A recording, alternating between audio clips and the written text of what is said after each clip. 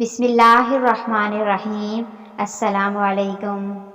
حضرت انس رضی اللہ تعالیٰ عنہ سے روایت ہے کہ رسول اللہ صلی اللہ علیہ وآلہ وسلم نے اپنے ایک خطاب میں فرمایا کہ اے لوگو، اللہ اور اس کے عذاب کے خوف سے خوب رو،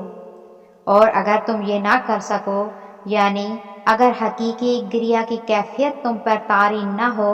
کیونکہ وہ ایسی اختیاری چیز نہیں ہے کہ آدمی جب چاہے اس کو اپنے اندر پیدا کر سکے، تو پھر اللہ کے قہر اور اس کے عذاب کے خیال سے رو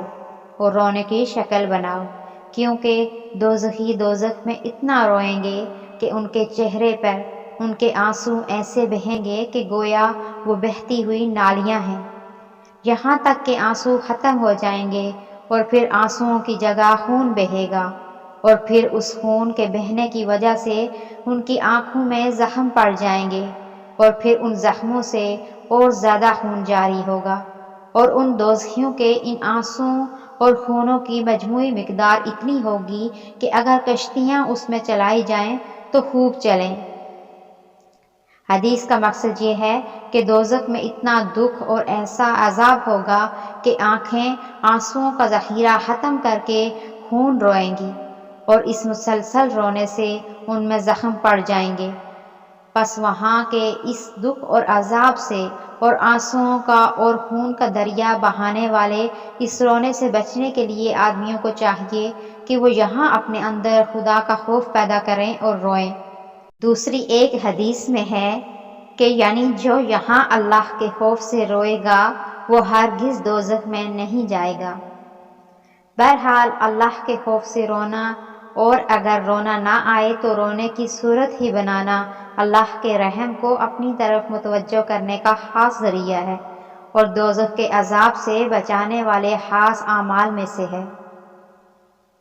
حضرت ابو سعید رضی اللہ تعالیٰ عنہ بیان کرتے ہیں کہ رسول اللہ صلی اللہ علیہ وآلہ وسلم نے فرمایا، اللہ تعالیٰ اہل جنت سے فرمائے گا، جنت والو، وہ عرض کریں گے، ہمارے رب، ہم حاضر ہیں تیری سعادت حاصل کرنے کے لیے، اور ہر قسم کی خیر و بلائی تیرے ہاتھوں میں ہے۔ وہ فرمائے گا، کیا تم خوش ہو؟ وہ عرض کریں گے، رب جی، ہمارے راضی نہ ہونے کی کیا وجہ ہو سکتی ہے، جبکہ آپ نے ہمیں وہ کچھ عطا فرما دیا ہے جو آپ نے اپنی مخلوق میں سے کسی کو عطا نہیں فرمایا۔ وہ فرمائے گا، کیا میں تمہیں اس سے بھی بہتر چیز نہ دوں؟ وہ عرض کریں گے، رب جی، اس سے بہتر چیز کون سی ہے؟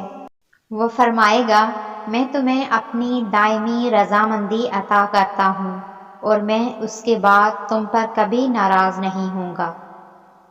حضرت ابو سعید رضی اللہ تعالیٰ عنہ بیان کرتے ہیں، رسول اللہ صلی اللہ علیہ وآلہ وسلم نے فرمایا، کافر پر اس کی قبر میں 99 اژدہا مسلط کر دیے جاتے ہیں، وہ قیامت تک اسے ڈستے رہیں گے۔ اگر ان میں سے ایک اژدہا زمین پر پھونک مار دے تو زمین کسی قسم کا سبزہ نہ اگائے۔ امام ترمذی نے اس طرح روایت کیا ہے، انہوں نے 99 کے بجائے 70 اژدہا کا ذکر کیا ہے۔ حضرت ابو ہریرہ رضی اللہ تعالیٰ عنہ سے روایت ہے کہ رسول اللہ صلی اللہ علیہ وآلہ وسلم نے فرمایا، اللہ تعالیٰ کا ارشاد ہے کہ میرا معاملہ بندے کے ساتھ اس کے یقین کے مطابق ہوتا ہے، اور میں اس کے بالکل ساتھ ہوتا ہوں جب وہ مجھے یاد کرتا ہے۔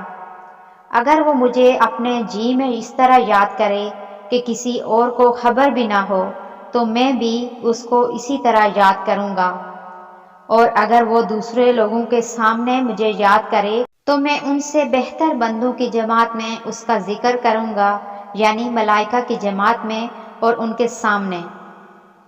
حضرت ابو دردہ رضی اللہ تعالیٰ عنہ سے روایت ہے کہ رسول اللہ صلی اللہ علیہ وآلہ وسلم نے فرمایا، کیا میں تم کو وہ عمل بتاؤں جو تمہارے سارے اعمال میں بہتر اور تمہارے مالک کی نگاہ میں پاکیزہ تر ہے، اور تمہارے درجوں کو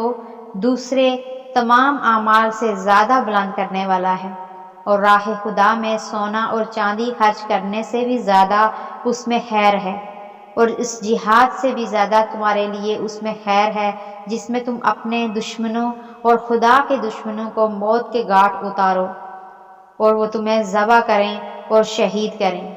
صحابہ نے عرض کیا، ہاں یا رسول اللہ صلی اللہ علیہ وآلہ وسلم، ایسا قیمتی عمل ضرور بتائیے۔